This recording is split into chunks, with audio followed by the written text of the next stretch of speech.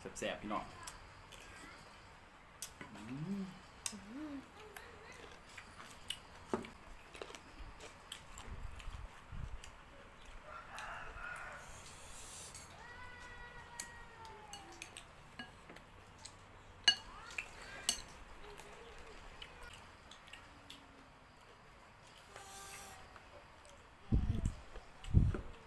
ลองกินเจอกินอะไรวะตับ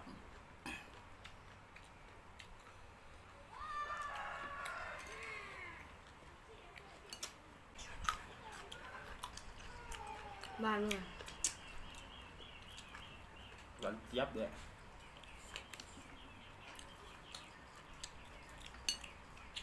บ้านเฮียบ้านอะไรบ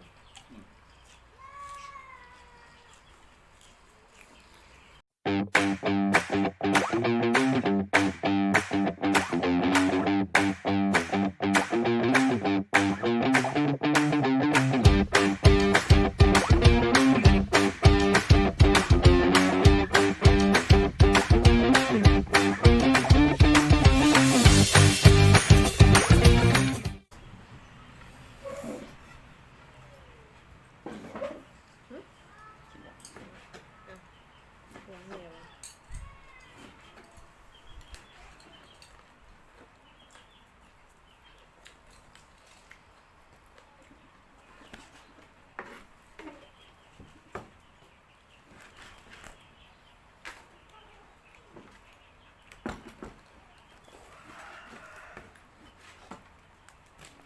ชี้มันนำ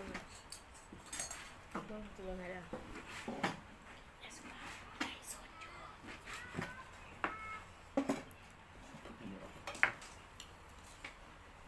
มันเย็นจะเตรียมตัว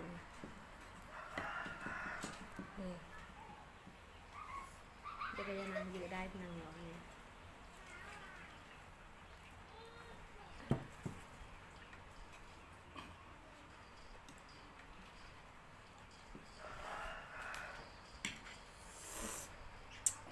แซ่บๆพี่น้อง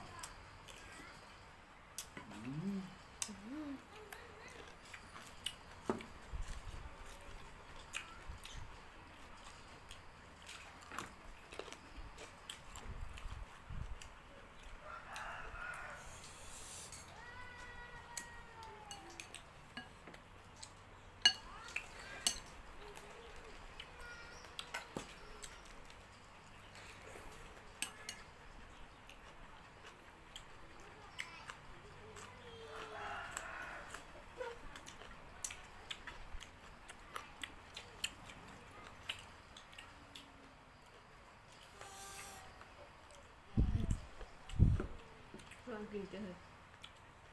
กินอะไรวะ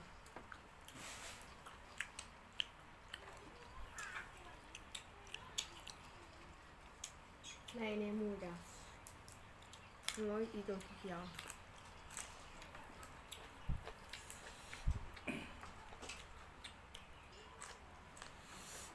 สีปั้นตับ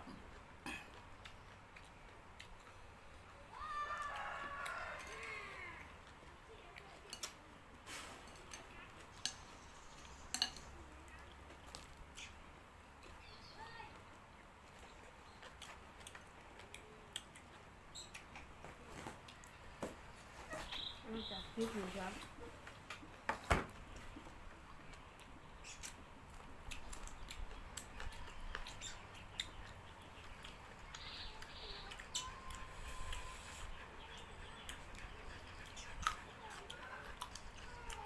บ้านมึงอะหวานเจี๊ยบเลย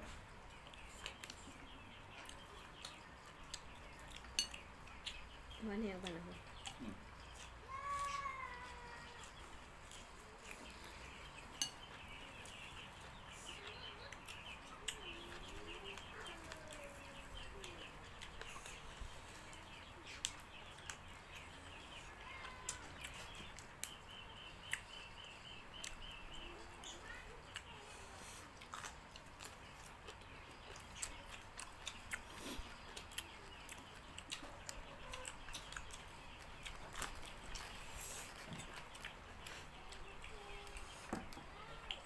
ไม่บอกว่ากินเขามันเป็นเผ็ด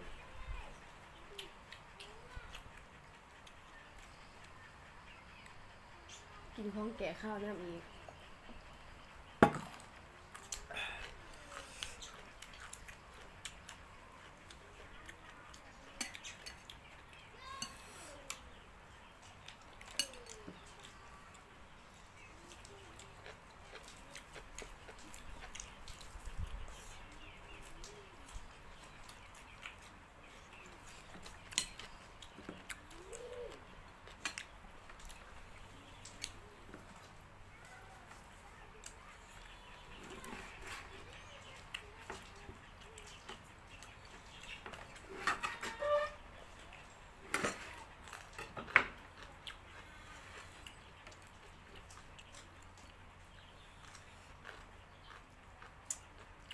ขี่กระตือฟอนนี่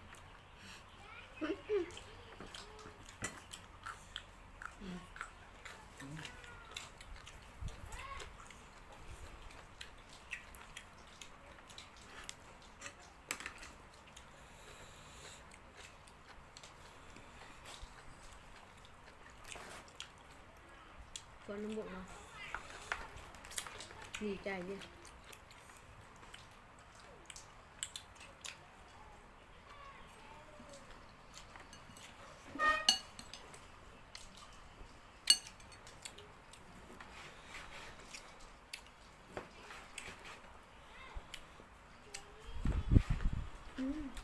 นี่เราจอนน้ำอะ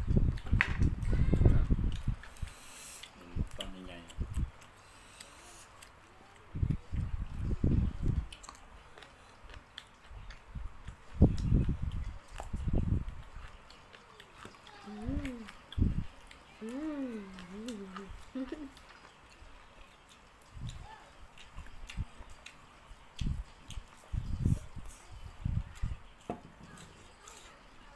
หวานขนาด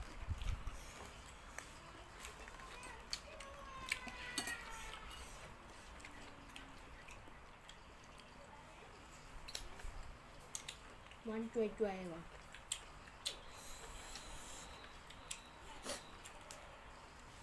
โมเมนต์บรรยากาศน้ำเลยอะบรรยากาศน้ำเพียง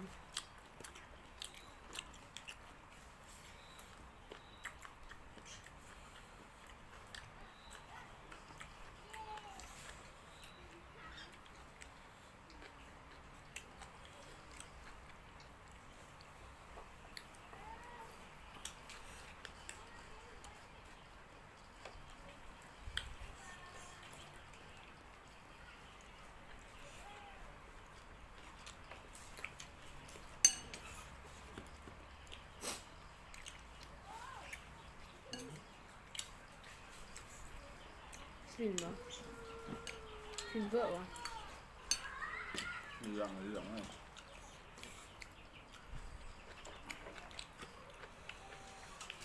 พวกใหม่ๆจุดๆเนี่ยฮะ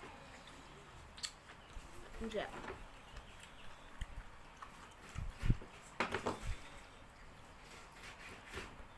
มันได้รสชาติเหมือนกันเนาะ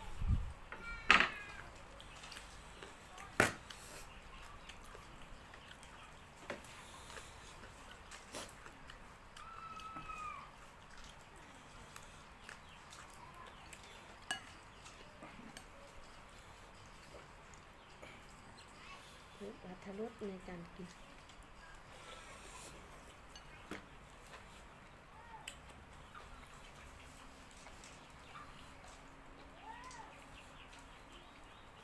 มีตือกล่องไม่ไกล